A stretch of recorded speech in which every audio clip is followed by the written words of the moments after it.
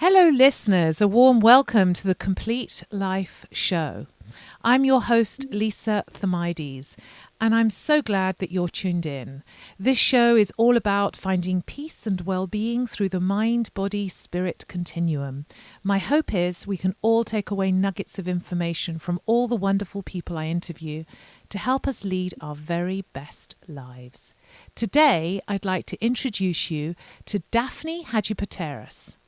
Daphne is a UK-based energy healing therapist and a mindfulness and meditation teacher. Her passion and thirst for spiritual growth and inner peace began when she was a young teenager, and so began a lifelong journey of learning. Energy healing is a beautiful complementary therapy which promotes deep relaxation, tranquility, and natural support. Daphne's clients are both human and animal, helping them through tough and stressful times. Daphne also runs a variety of workshops sharing the calming principles and benefits of living mindfully. Welcome, Daphne, and thank you so much for joining me here on the show. Hi, Lisa. Thank you so much for having me. I really wanted to have you on the show, Daphne. For the listeners out there, Daphne is one of my very oldest, dearest family friends, personal friend, and we've known each other many years and have shared a very similar spiritual path of healing and awakening, which we're both very willing to share with our listeners today to compare the difference in what it was like to grow up. Both of us grew up in London. We had Greek fathers. Daphne had a Greek mother. I had an English mother. And, you know, I think it would be fair to say we had very challenging, patriarchal style upbringings. And there's so much here to share for people, just to reveal a little bit about our own personal journey and how we got to where we are now, which I feel is a beautiful place in our lives. Would you not agree, Daphne? Oh, absolutely. And it really has been an amazing journey, Lisa, because although we knew each other through our families and as kids, and we spent a lot of time together, we have very naturally taken the same steps in lots of different spiritual developments and practices without actually ever talking about it initially. We were both on the same path, living our lives because we were, in different parts of the world. And yet we were on very similar journeys, and paths, which is really quite phenomenal. And, now I have that expression of being a soul sister. I always think about that in certain relationships, and you would be one of those relationships because like you say, we were in such different circumstances and we came together in patches when I was living in London. And I remember we didn't see each other for a long time and we were on a walk on Hampstead Heath. And I bumped into you and we had our dogs and you had your children and I had my children. And it was like, Daphne, where have you been? And then, of course, we were married at that time and we were in difficult marriages. And then all of that changed and we went through our divorces and separately, but yet simultaneously had similar experiences of awakening and self-discovery. Yes, absolutely. And you were never far from my mind. Yes. Even in the times that we didn't see each other. But also, Lisa, I have to tell your listeners how amazing you've always been, always so nurturing, because I am only a few years younger than you, but when we're little, that's quite a big gap. And, often the older kids ignore the younger kids because that's just the way it is. They're preoccupied with their own stuff, especially teenagers. But you were always so caring and nurturing, and I always loved seeing you. It was wonderful. Oh, I remember that time we went to Hampstead Heath to the fair. And I was there with all my teenage friends, lots of boys, and you came along, and it was like so sweet that we had that time. I'll never forget that. Basil was there, if I remember at the time, and who we still both love and know. And Yeah, well, thank you for saying that. But I always loved you. Spiritually, I think without understanding it, I always had that connection with you, even from the time we were tiny. So for me, that was always present. So let's get down to talking about how mindfulness and presence has transformed and helped us both heal. Let's call it the PTSD and anxiety that life gave us through Yeah, our youth. Just being young women, being raised in the environment we were raised in. Let's talk about that, because I think that's the nugget where everyone can relate. And anyone who's suffering with deep anxiety and PTSD may get something from this conversation and from what you offer in your therapy work. I offer separate kind of therapy work, but it's sort of all interlinked. So tell us a little that's bit about that journey for you and how you came into that. well, that's the joy of being a therapist with such good intention. We're all so different, and people find who they align with. So for me, yeah, it was really tricky. A strict Greek dad and quite a prickly, difficult mom. Um, you know, Home wasn't really a very peaceful place. So I think before I could even, articulate what it is that I was doing, it was self nurture to survive.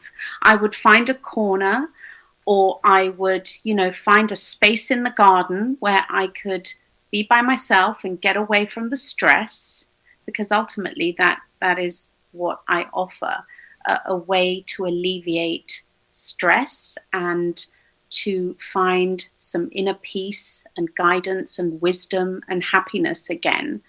And I naturally started doing that. And I did it more and more often when I needed it. And I think that it stayed with me. It got me through my childhood. And then I started to read more books and do more courses and actually realize that this was mindfulness in practice. And then I started to also meditate, which added to the inner peace experience for me. Yeah, and that's interesting because it is, and I think I can honestly say that without, for me, it was a little different. I had to read. I had to be on Salt Spring. I had to come here, 1,000 miles away from my conditioned upbringing, my family, and London life, to be awakened to a different way of existing around nature and reading so many books. It was a discovery to be mindful and live in the moment. And I do think that book, The Power of Now, was one of those amazing life-changing books for me that really made me realize there is no future and the past is the past. But actually, when you really grasp that where you are in this moment is the treasure, and it doesn't mean you can't think about the future and have dreams and plan, but you kind of need to do it mindfully in the moment. That Yes. It was an aha for me, because I didn't realize I've lived in a state of anxiety my whole life without realizing it, even though I'm an incredibly grounded, solid kind of person. I definitely have suffered with anxiety, not in an obvious way, in a very calm way, but because of my my state of being, my childhood, say what you like. So that brought me a lot of comfort, that Power of Now, and shifted me into mindful practice. And then Yeah. just to bring into that, going into nature. And you've been posting about this lately, and I always post about this. When we're discombobulated, going into nature is non-emotional but high vibrational, because there's no people around with their vibrational energy. It calms the nervous system and balances us, which brings the highest state of mindfulness. I always did that, even in London. Every day I would go to Hampstead Heath to walk the dogs, and I thought I was walking the dogs, but what I was doing is keeping myself sane. And I think innately in all of us, what you're saying is what I did naturally and then discovered was a thing. That part is inherently in all of us. If we dare to listen, is just go into nature or water and calm yourself. And that's one way of getting mindful. And now the other way you're going to talk about now, because you do these amazing, like if you love Daphne's voice, people say they love my voice too. I wanted to bring her on to give as many people exposure to this beautiful person, because she has a voice and an energy of pure love and presence. And she does these free guided meditations and a mindfulness practice online that anyone can do every week. She offers them completely free. And that's the part I really wanted to bring you on for. Talk to us about that and share that with us, because I know people will get so much from your very personal mindfulness practice that you offer. And if they just plugged in once a week, it will change their lives. Well, I think that once you've discovered mindfulness and you see its amazing benefits, mindfulness and meditation together, because the two overlap so much. They're quite different independently, but they do overlap. And I have an Instagram account which is called A Rooted Mind, and every Monday evening, 8:30 p.m. UK time. I'm not sure what time that is in Canada. It's 12:30 lunchtime. It's actually not a bad time. You take a little lunch snack and listen in, because it's only 5. How long does it take? So it's about 20 minutes long maximum. Sometimes they're a little bit shorter, but I keep them up on my page. So people can just go back and listen to it whenever it's a good time.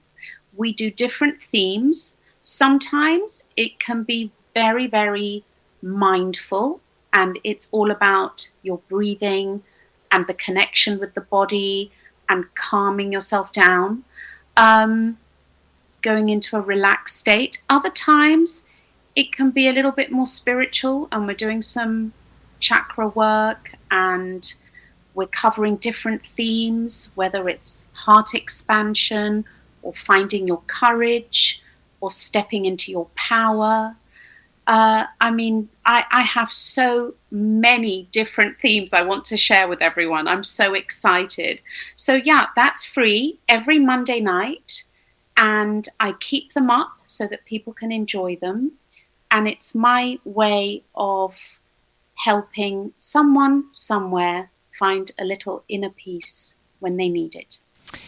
So let's just talk, and they're fabulous. If I'm free, I love to tune into them live. That's my favourite way of doing it. But also, recorded is always a great way. Let's just talk a little bit about the science, because a lot of people out there, listeners who know about mindfulness and meditation, are all sold on it. What I want to do is reach the people who don't have a practice. And let's just talk about the science of mindfulness and how it reduces your cortisol levels, calms the nervous system, opens pathways to free you from these rabbit thoughts that run through your mind that people attach truth to. That's my, in my practice, in my center as a healing energy worker, and what I've noticed over 15 years is that our beliefs literally can strangle us and cause so much illness. Just the energetic attachment to what we believe is truth because of a thought. And I think for me, this mindfulness-based meditation reminds me that all I need to do is not buy into those thoughts, to bypass them, breathe in and realize that I'm in charge of my thoughts. I can change my thoughts and then immediately see a different reaction in my body that gives me a calm, healing, gentle way of living that's so much more nourishing and energetic.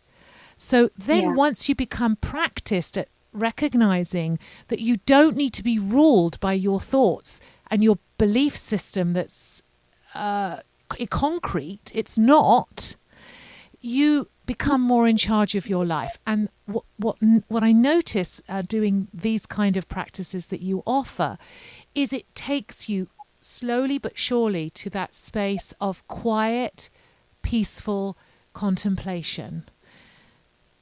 Tell us more about the science. I want people who've never done it to understand what I'm talking about. And because you're a professional at this, you do this now for your living in many ways. I want you to share about that. Well, there are lots of scientific studies that have been done for mindfulness and its effects. And it has actually been proved by many of them that a daily and committed mindfulness practice will reduce a lot of stress. It will help you to understand that you are not your thoughts or your stresses or your anxieties. You are the person, the amazing awareness that lies beneath that. So when you start to see anything that stresses you, negative thoughts, that kind of thing, in that way, you see it almost as you are the sky and these stresses are just clouds that are passing. Oh, I love that. You are not defined by them. Now, that kind of clarity takes you to a place where you are creating your life rather than responding to the stresses and the strains and whatever it is that comes along, because things will come along. They always do. So all these studies which are available to look at online, many of them have actually been carried out at Harvard, have proven that your memory function improves, your reaction times become faster, both your mental and physical stamina improve. That chronic stress that we all live with reduces. Now, when you have that far greater clarity and mind expansion, you really do start to tap into your inner wisdom and listen to the thoughts and ideas that are coming from such a calmer state. Therefore, you start making better decisions. So although mindfulness, touching a little bit on what you were talking about, how of course you must think about your future, you don't ruminate so much on the past. You're learning to live in the moment. And in that moment of peace, you're making a better, calmer decision, which leads to the next moment, which is filled with a calmness and a peace and tranquility that then makes you make an even better decision and leads you on to the next moment. So you're going from moment to moment to moment by truly living in each of those and being fully present and really getting to know yourself, giving yourself that self-care and time that you deserve. And if you are making better decisions for yourself, then you're making everyone around you happier as well, because you are in a better place. Right. I mean, what I believe and what I teach and study and show with my clients and in my therapy sessions is ultimately the more at peace we are. And I say peace because joy is a wonderful thing and it's a high vibration and we love to be in a state of joy and peace. Joy is different to happiness, because happiness is sort of fleeting in and out. Joy, you can find joy even in very difficult situations. But we emit a different vibration when we're in a state of peace and joy, or at least in a state of peace. People can feel that. And that's a big contribution to the world. When you are out there wandering around in a peaceful state of joyful acceptance, if you like, and honoring yourself and loving yourself, so that's the biggest contribution you can make. You know, people want to go out and do all these amazing things and heal the world. That's wonderful. But actually, all you need to be is happy in your life, authentic, being truthful to yourself. And your energy, your frequency as you heal your body comes up to a beautiful state, and it's magnetic. We all know those people. We've all been in that state if you practice this. And you go to town, if you go out, and when you're in a really great space, people are magnetized to you because they can feel it in you. And then other times when you're not feeling well or you're sick, they can feel that too, that energy of not being well. And then they keep their distance, actually, naturally, because it's not very appealing, which is fine. It's probably protection too. Who wants to get those germs? But it's all about balance, Lisa. Ultimately, it's all about balance. We are human. We're not going to manage even somebody like me who teaches it and coaches it and runs workshops. I might have a bad day where I'm not being very mindful. Of course. But the more we practice, the more we bring ourselves back to that place of balance and healing faster. And that is so good for us. It's calming, it's the stillness, and it just improves your life on such a scale. Some of my wonderful people that I've been working with for a while now, you know, in the beginning, they're so stressed and they're so desperate to find some tools that can help them to move forward. And actually, you know, a year or two down the line, they're not only moving forward, they're blooming in a way that they never thought possible, because they're actually giving to themselves and they are a fuller cup. You know, that old saying, you can't drink from an empty cup. Your cup needs to be full, and then you can give to others too. You co-create. And some of them have gone on to start completely new careers or flourish, travel the world, or whatever it is that they wanted to do, or perhaps actually haven't even realized half the things they wanted to do because they were never still enough to really realize who they truly were. It's the gift of yourself back to you, and nothing is greater than that. No, nothing is greater than that. I think we all have our lifetime to do that, however long our lives are.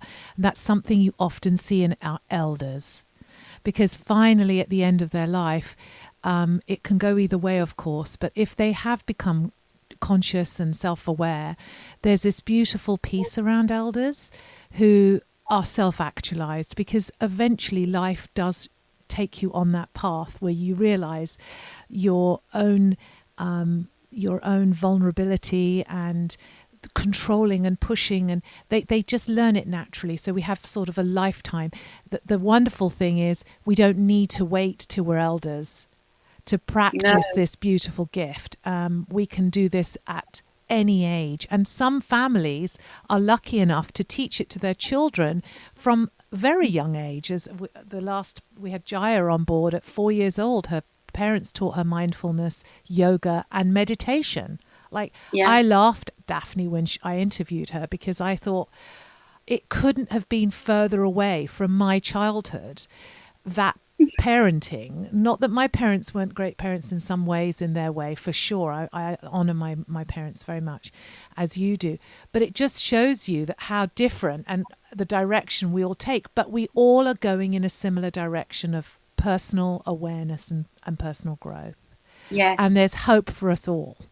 Absolutely. Personal awareness, exactly what you say, personal growth, and also understanding that we need to come out of the autopilot mode that we live in. You know, that's the reactive. Yes, that's the busyness of life, you know, and that serves its purpose. You don't want to always have to remember how to tie your shoe or drive your car or whatever. That's great.